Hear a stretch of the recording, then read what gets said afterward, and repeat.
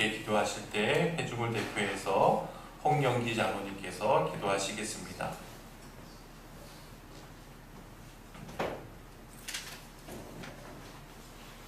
천지 만물을 창조하시고 창세전에 저희를 특정하신 충분자이신 여호와 하나님께 찬양을 드리며 영광을 올립니다. 아멘. 이 시간 저희 한 마음과 정성을 다해 하나님을 예배하오니 우리의 예배를 기쁘게 받아 주시옵소서. 야곱이 잘못하여 형을 두려워하여 도망하여 부모를 떠나서 멀고 외삼촌 집으로 가는 그 외롭고 험난한 길 가운데에서 여호와 하나님께서 야곱에게 나타나시사 야곱과 늘 함께 계심을 알려주시고 넓고 넓은 틀에서 목자들을 만나게 하시고 순조롭게 라헬을 만나게 하신 그 크신 은혜를, 그 섭리를 오늘로 사는 저희들이 말씀을 통하여 다시금 생각하며 마음에 새기게 하신 은혜 또한 감사합니다. 아멘. 성경 말씀을 쉽게 풀어주시고 말씀의 은혜의 강가로 항상 인도하시는 담임 목사님에게 성령님의 크신 은혜로 날마다 인도하여 주시고 목사님 가정에 평안함을 주시옵소서. 성도 중에 연약하고 몸이 아픈 분들 그 간구를 들어주시옵소서. 하나님 아버지 얼굴빛을 비추어 주시사 모든 질병을 깨끗하고 건강하게 회복시켜 주시옵소서. 마음에 근심이 있고 불안에 쌓여선 낙심한 심령에게 평안을 주시사 기쁨과 감사가 넘치게 하여 주시옵시고 어려운 일을 당한 성도에게 복을 주시사 돕는 자를 만나게 하시고 가장 좋은 길, 형통한 길로 하나님 아버지 인도하여 주시옵소서. 지난주에 지방선거를 통하여 세워진 당선자들이 하나님을 경외하게 하시고 국민을 존중하고 지역사회와 주민을 위하여 성실하게 정직하게 일하게 하시고 소외된 자들을 잘 돌보고 능력 있는 일들을 많이 하도록 그들에게 지혜를 더하여 주시옵소서. 하나님 아버지 우리나라를 전쟁의 위협으로부터 안전하게 보호하여 주시옵소서. 다시는 이 땅에 6.25와 같은 큰 전쟁이 일어나지 않도록 우리나라를 지켜주시옵소서. 우리나라의 자유와 평화와 국민의 생명과 재산을 지키기 위하여 헌신하는 국군장병과 소방대원들과 구급대원들에게 복을 주시사 그들이 건강하고 안전하게 임무 수행할 수 있도록 인도하여 주시고 다친 분들 잘 치료받고 속히 회복되도록 인도하여 주시옵소서. 아멘. 감사하며 모든 말씀 우리 구주 그리스도 예수님의 이름으로 기도합니다. 아멘.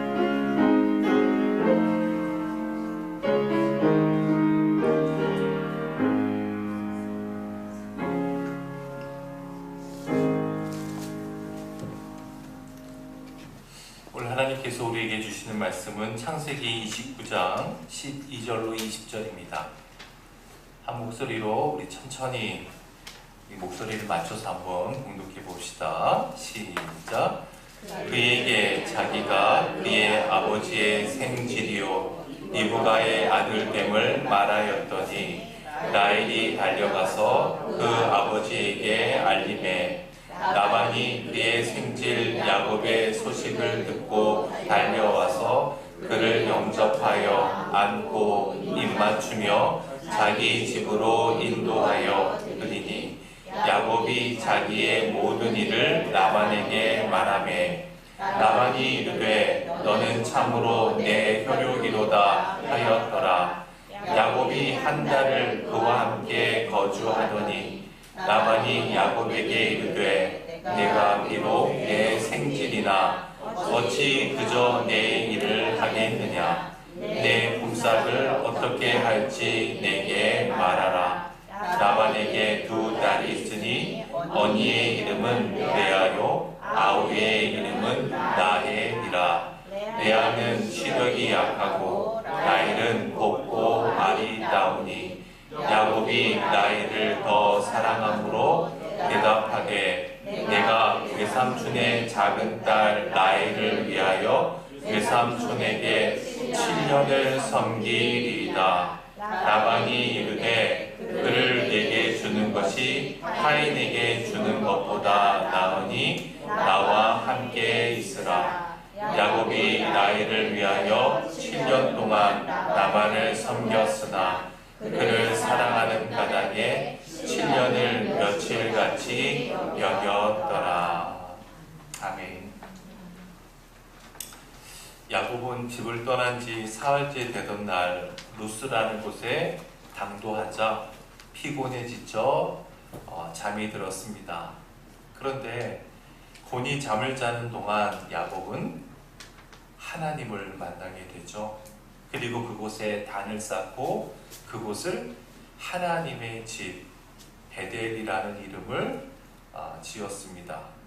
그리고 하나님과 동행함으로 700km가 넘는 그 길을 신명나게 걸어갑니다. 야곱은 하나님을 만난 후 비록 몸은 힘들고 고단했지만 독수리 날개치듯 영혼의 독수리의 날개를 달았습니다.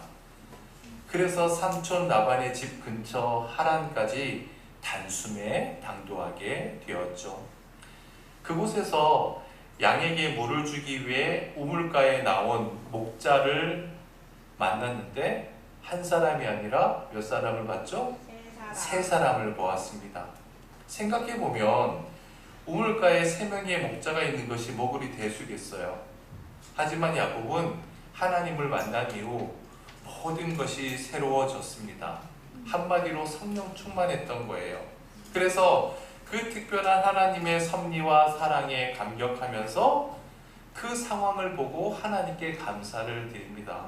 보라, 하나님께서 목자를 한 사람도 아니고 3사람이나 나를 위해 준비시켜 놓았구나.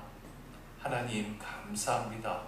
이렇게 저와 함께하여 주시니 감사합니다. 할렐루야. 그리고 야곱은 목자들에게 물었습니다. 형제들이여, 어디서 오셨습니까? 그들이 대답을 해요. 저기 하란에서 왔습니다. 아, 그래요?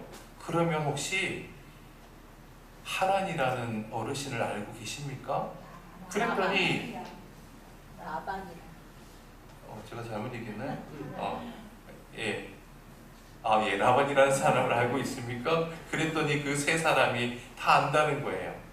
야곱은 이제 안도의 한숨을 쉽니다. 드디어 목적지에 다 도달한 것이죠. 6절 말씀을 한번 볼까요? 지난주 말씀 6절 시작. 야곱이 그들에게 이르되 그가 평안하냐 이르되 평안하니라. 그의 딸 라헬이 지금 양을 몰고 오느니라. 자, 야곱은 그 3 목자들에게 외삼촌 라반의 안부를 묻습니다. 저희 외삼촌 라반께서 평안히 잘 계시고 있습니까?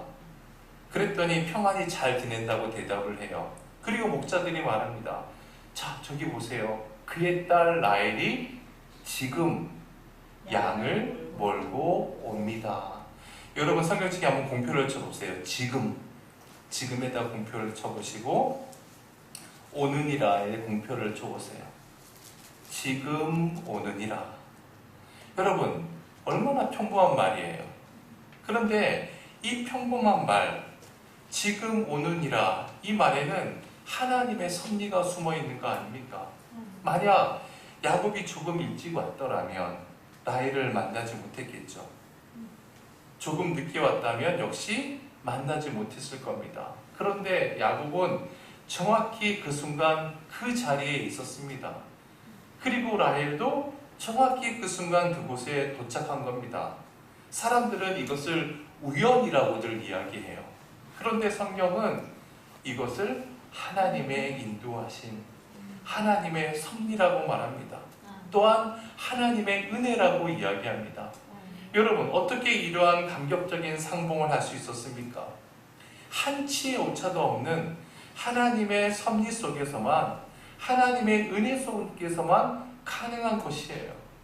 야곱이 집을 떠날 때에는 불안과 초조함, 두려움 속에서 떠나지 않았습니까? 그런데 한치의 오차도 없는 하나님의 섭리를 지금 경험하고 있는 거예요. 야곱이 선하고 이롭기 때문에? 아닙니다.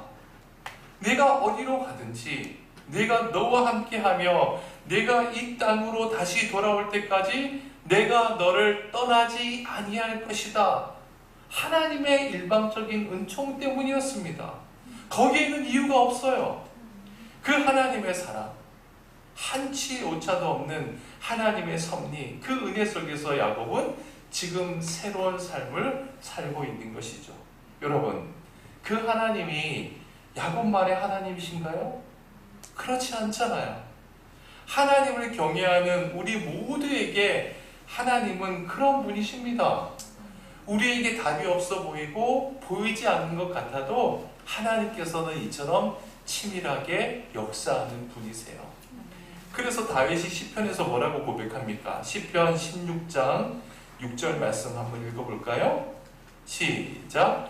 내게 줄로 재어준 구역은 아름다운 곳에 있으며 나의 기업이 실로 아름답도다. 여기서 줄로 재어준다는 것은 여러분 줄자 있잖아요.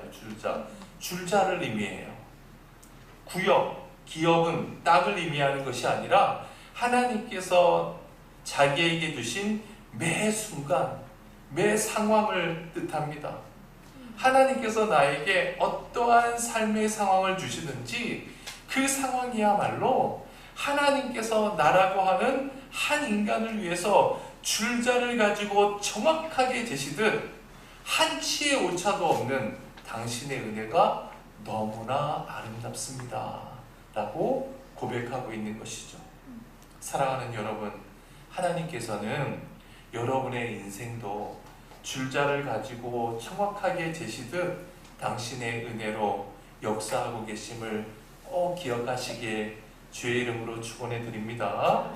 자, 이제 야곱과 외삼촌 라반의 딸 라헬과의 첫 번째 대면 장면이에요. 12절 말씀 봅시다.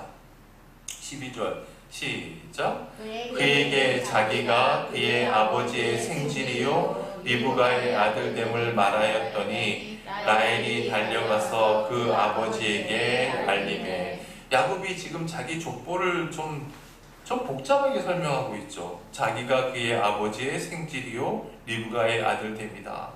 내가 너의 아버지 생질이다. 생질이 뭐예요?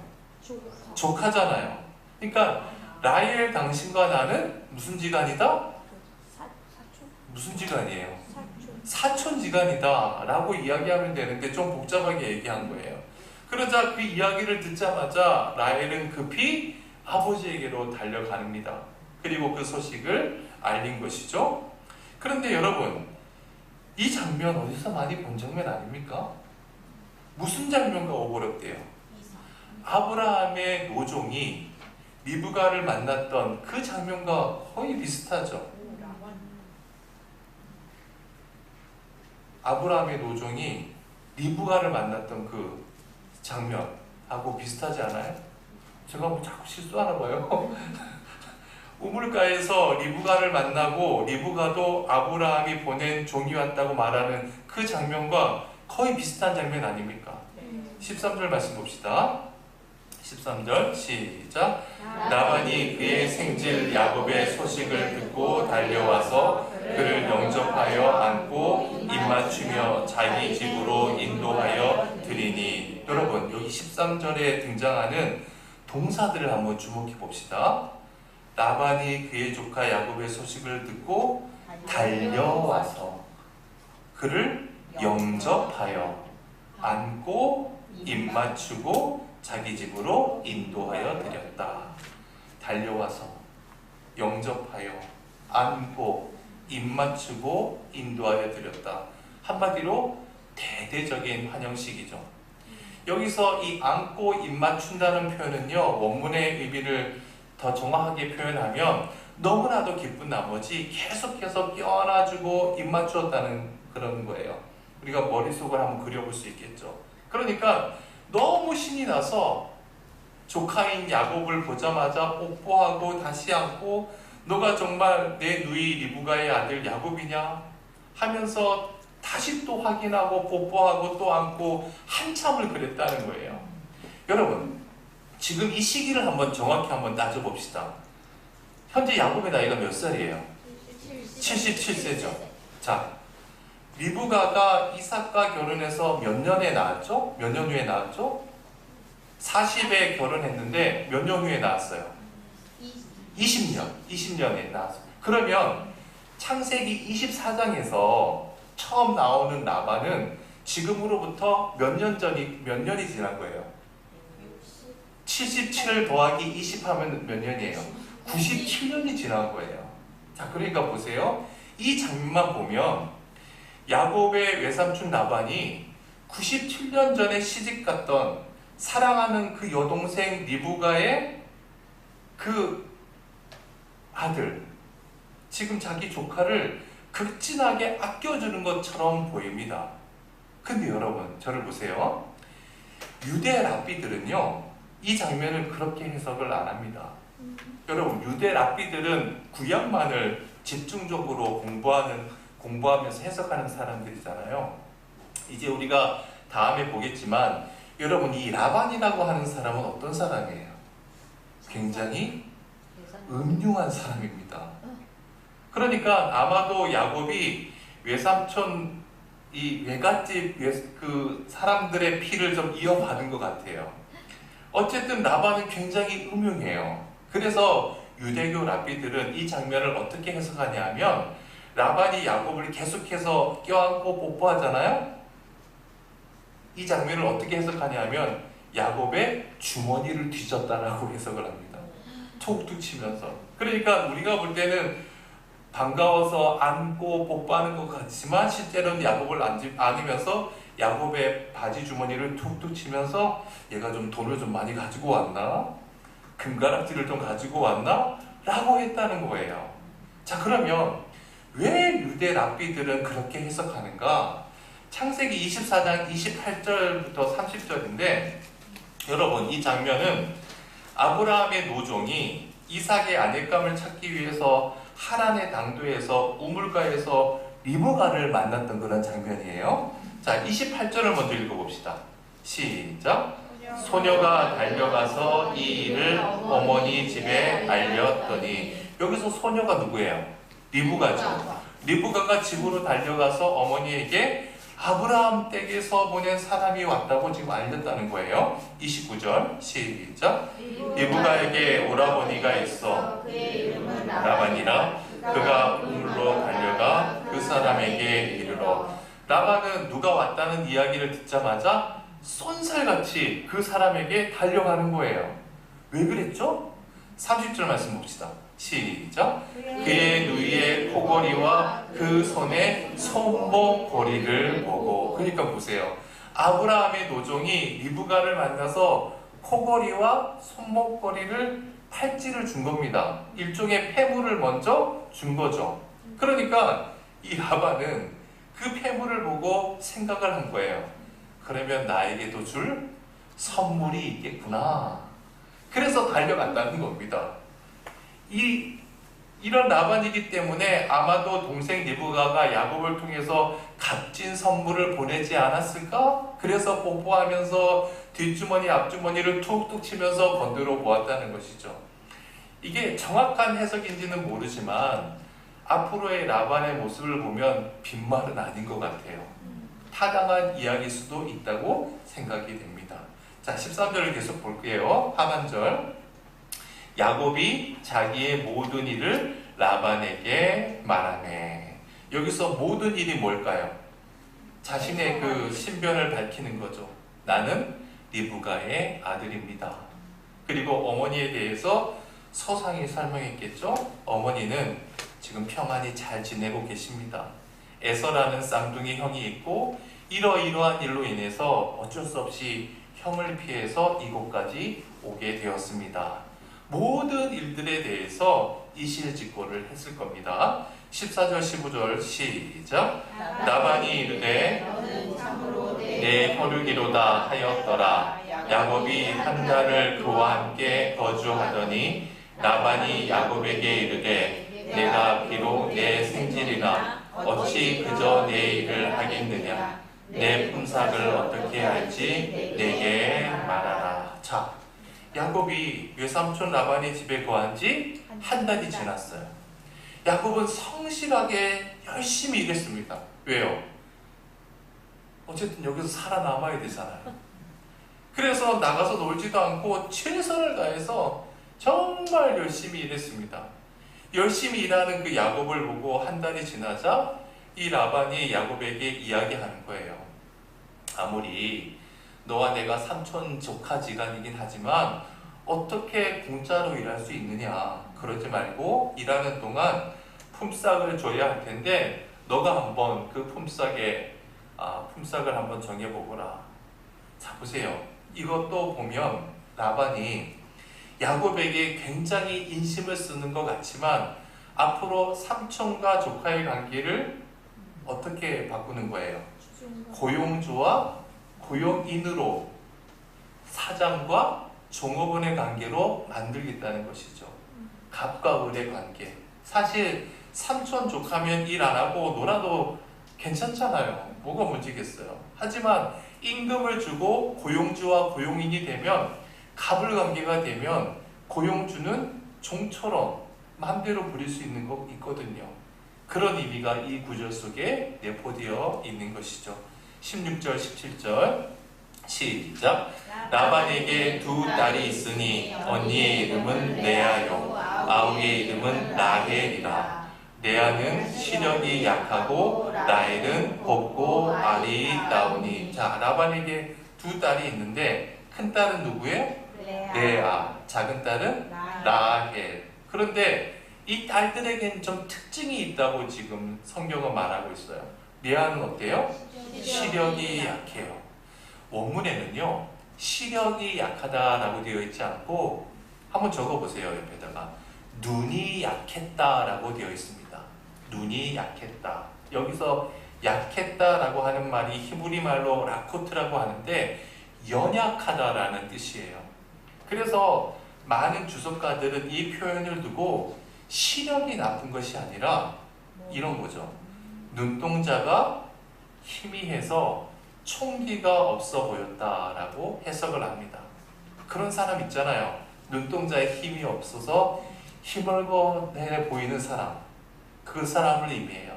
한마디로 레아는 어때요? 여성으로서 그리 매력적인 여성이 못 되었다는 의미죠. 그와 반대로 라헬은 어때요? 곱고 아리따우니. 언니와는 반대로 눈이 초롱초롱 아름다웠다는 그런 의미겠죠. 18절 말씀 봅시다. 시작. 야곱이 라헬을 더 사랑함으로 대답하되 내가 외삼촌의 작은 딸 라헬을 위하여 외삼촌에게 7년을 섬기리이다. 여러분, 이 고대 팔레스틴 지역뿐만 아니라 중동 지역에서는 여자가 시집을 갈 때 남자 측에다가 지참금을 주었다고 해요. 지참금. 왜 지참금을 줬을까? 여러분, 당시에는 이 사람들 한 사람 한 사람이 다 뭐예요? 재산이잖아요. 노동력이거든요. 그러면 생각해 봅시다. 딸 한 사람을 남자 집에 보낸다는 것은 남자 측에서는 노동력을 하나 얻는다는 의미가 되는 거 아닙니까? 그렇잖아요. 반대로 신부 측에서는 노동력이, 재산이 하나 없어지는 거예요. 손실이 되는 것이죠. 그러니까 없어지는 노동력, 재산에 대한 보상금이 바로 지참금이 되는 겁니다. 그래서 야곱이 말하기를 라헬을 저에게 주시면 7년 동안 무상으로 제가 성실히 일하겠습니다. 그러니까 7년 동안 외삼촌에게 줄 임금을 이를테면 결혼 지참금이라고 생각하고 드리겠습니다. 라는 그런 의미가 되는 것이죠. 19절 말씀 시작. 라반이 이르되 그를 내게 주는 것이 타인에게 주는 것보다 나으니 나와 함께 있으라. 자, 라반이 그 말을 듣자마자 그 자리에서 딱 결정을 하는 거예요. 내 딸을 다른 사람에게 주는 것보다 야곱 너에게 주는 것이 낫다는 것이죠. 그러면 뭐가 낫다는 걸까? 첫 번째는 여러분, 그때 당시에는 대부분 근친 결혼을 했습니다. 그것을 오히려 장려를 했죠. 왜냐하면 일단 친인척이라는 이유 때문에 서로 신뢰할 수 있잖아요. 믿을 수 있기 때문에 그래요. 둘째는 이 라헬을 다른 집에 보내봐야 7년 품삯에 해당되는 지참금을 받을 수가 없거든요. 그러니까 이 계산이 빠른 라반 입장에서는 엄청난 지참금을 지금 약속을 받은 겁니다. 따라서 이 결혼을 반대할 이유가 전혀 없는 거죠. 누이 좋고 매부 좋고, 아니죠, 삼촌 좋고 조카 좋고, 네, 그렇게 되는 거죠. 20절 말씀 시작. 야곱이 라헬을 위하여 7년 동안 라반을 섬겼으나 그를 사랑하는 까닭에 7년을 며칠같이 여겼더라. 7년을 며칠같이 여겼더라. 여러분, 이 말을 문자적으로 직역하면 이런 의미예요. 7년이 야곱의 눈에는 며칠이었다. 7년이 야곱의 눈에는 며칠이었다. 그 의미입니다. 여러분, 일반적으로 7년, 우리가 볼 때 7년은 짧은 기간이 아니잖아요. 굉장히 긴 기간입니다. 그런데 야곱의 눈에는 며칠밖에 되지 않았다는 거예요. 왜요? 라헬을 너무너무 사랑했기 때문이죠. 여러분, 오늘 이 본문이 우리에게 주는 메시지가 뭘까요? 야곱이 고향 브엘세바를 떠날 때만 해도 불안과 초조함, 두려움, 모든 것이 절망적이었습니다. 그런데 하란에 이르자마자 마땅한 보금자리를 얻었어요. 일거리도 생겼어요. 더구나 사랑하는 사람이 생겼습니다. 이제 7년 동안 열심히 일하면 사랑하는 그 사람과 결혼을 해서 더불어 가정을 이룰 수가 있게 된 거예요. 고향을 떠날 때는 상상하지도 않았는데 모든 것이 하나님의 은혜 속에서 새로운 인생을 살게 된 것이죠. 어떻게 그것이 가능한 거예요?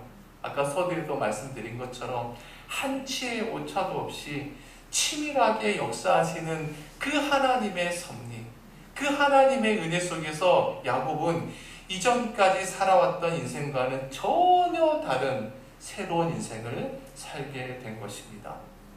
여러분, 출애굽기 2장에 보면 모세의 탄생 과정이 쭉 나오지 않습니까? 당시 이 이집트 제국의 왕이었던 파라오가 히브리 자식이 태어나면 여자는 살려두고 남자아이는 다 죽이라고, 나일 강가에 다 주장시켜서 죽이라는 학살 정책을 펼칩니다. 그런데 아므람과 요게벳이라고 하는 히브리인 부부가 아들을 낳았을 때 하나님을 믿는 믿음으로 이 아이를 죽일 수가 없는 거예요. 그래서 석 달 동안 키우다가 더 이상 키울 수가 없어서 갈대로 만든 상자에 넣어서 그 아이를 나일강에 띄워 보내잖아요. 그런데 어떤 일이 생깁니까? 바로 그 순간 이집트 왕궁에 있던 공주가 목욕이 하고 싶은 거예요. 여러분, 생각해 보세요. 이집트 왕궁 안에 목욕탕이 없었을까요? 당연히 있었겠죠. 대이집트 제국에, 그것도 왕궁, 궁전 안에 왜 목욕탕이 없어요? 아마 황금으로 된 목욕탕이 있었을 겁니다. 그런데 그날따라 이 공주가 나일 강변에서 목욕을 하고 싶은 거예요. 그래서 나일 강가로 나갑니다. 그리고 그 공주가 목욕만 잠깐 했으면 하나님의 역사는 일어나지 않죠. 하지만 목욕하고 있던 공주가 함께 온 시녀 중에서 나일 강가의 갈대 사이를 거닐고 있는 시녀가 있었는데, 그 거닐던 시녀를 보다가 상자 하나를 발견한 거예요. 그리고 그 시녀 보고 그것을 건져오라고 했는데 그 상자를 열어보니까 자기 아버지 파라오가 죽이라고 한 히브리 갓난 사내 아이가 있는 거예요. 그런데 바로 그 찰나에 아이가 우는 겁니다. 정확하게 타이밍을 맞춰서 울었습니다. 바로 그때 바로의 공주 이 마음에 모성 본능이 생겼어요. 그 아이를 향한 동정심이 생긴 겁니다. 그런데 그날따라 공주 옆을 지키던 경호원이 없네요. 그리고 그 숲을 사이에서 그 모든 광경을 보고 있던 이 갓난아기의 누나인 미리암이 공주와 자연스럽게 만날 수 있게 되잖아요. 그래서 모세의 생모가 유모가 됩니다. 여러분, 제가 지금 이야기한 것을 토대로 이 말씀을 한번 천천히 읽어봅시다. 입을 맞추어서 출애굽기 2장 5절부터 10절 천천히 한번 읽어봅시다. 시작. 바로의 딸이 목욕하러 나일강으로 내려오고 시녀들은 나일강가를 거닐 때 그가 갈대 사이에 상자를 보고 시녀를 보내어 가져다가 열고 그 아기를 보니 아기가 우는지라. 그가 그를 불쌍히 여겨 이르되 이는 히브리 사람의 아기로다. 그의 누이가 바로의 딸에게 이르되 내가 가서 당신을 위하여 히브리 여인 중에서 유모를 불러다가 이 아기에게 젖을 먹이게 하리이까. 바로의 딸이 그에게 이르되 가라 하매 그 소녀가 가서 그 아기의 어머니를 불러오니 바로의 딸이 그에게 이르되 이 아기를 데려다가 나를 위하여 젖을 먹이라. 내가 그 삭을 주리라. 여인이 아기를 데려다가 젖을 먹이더니 그 아기가 자라매 바로의 딸에게로 데려가니 그가 그의 아들이 되니라. 그가 그의 이름을 모세라 하여 이르되 이는 내가 그를 물에서 건져내었음이라 하였더라. 여러분 보세요. 공주가 목욕하고 싶은 마음이 없었더라면, 왕궁 안에 목욕탕에서 목욕을 했었더라면, 시녀가 강가를 거닐지 않았더라면, 공주가 그 시녀를 보고도 그 상자를 보지 못했더라면, 상자를 열었는데 아이가 울지 않았더라면, 누이가 다가올 때 혹 경호원이 제지했더라면 절대로 우리가 아는 모세는 존재하지 않습니다. 여러분, 그렇습니다. 한치의 오차도 없는 하나님의 역사 속에서 모세의 인생도 새롭게 시작됐고 그 어머니와 아버지의 삶도 새로워지고 그 누이의 인생도 새롭게 시작될 수 있었던 겁니다. 여러분, 그 하나님이 바로 우리의 하나님 되십니다. 오늘도 그 하나님께서 우리 각자를 위해서 치밀하게 역사하십니다. 그 하나님을 믿으심으로 여러분들이 어떠한 삶의 상황에서도 새롭게 시작하시게 주의 이름으로 축원해 드립니다. 그리고 여러분이 걸어가야 할 그 소명의 길을 꿋꿋이 걸어가시길 바랍니다. 하나님의 때에 하나님께서는 반드시 열매를 거두게 하시리라 믿습니다. 기도합시다. 하나님, 야곱은 하나님께서 함께하여 주심으로 고향에서 800km나 떨어진 미지의 땅 하란에서 새로운 인생을 시작하게 되었습니다.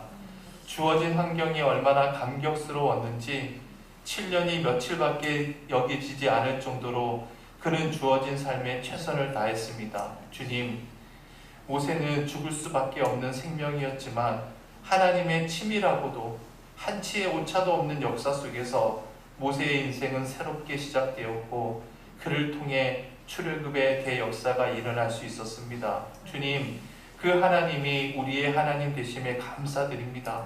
그 하나님을 우리의 주인으로 모시고 살아가는 주님의 귀한 종들이 이 시간 머리를 숙였사오니 여기에 함께한 한 분 한 분들과 하나님 사이에 인격적인 깊은 관계가 맺어지게 도와주옵소서. 지금 이 순간이 우리 모두에게 베델이 되게 하여 주옵소서. 그리하여 비록 내 눈에 보이지 않더라도 나를 위해 한치의 오차도 없이 역사하시는 하나님을 믿음으로 내게 주어진 그 소명의 길을 힘차게 걸어가게 인도하여 주시고 하나님께서 작정하신 그때에 그 열매를 바라보고 하나님을 높이는 찬양하는 우리의 모든 인생이 되게 인도하여 주옵소서. 예수님의 이름으로 기도드립니다. 아멘. 545장 함께 찬양합시다.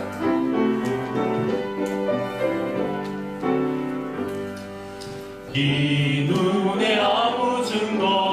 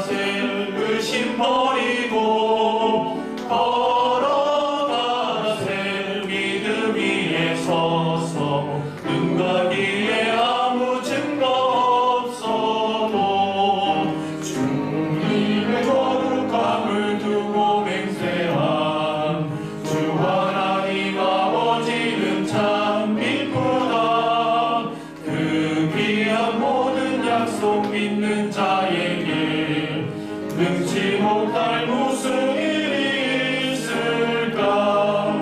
걸어가세 믿음 위에 서서 나가세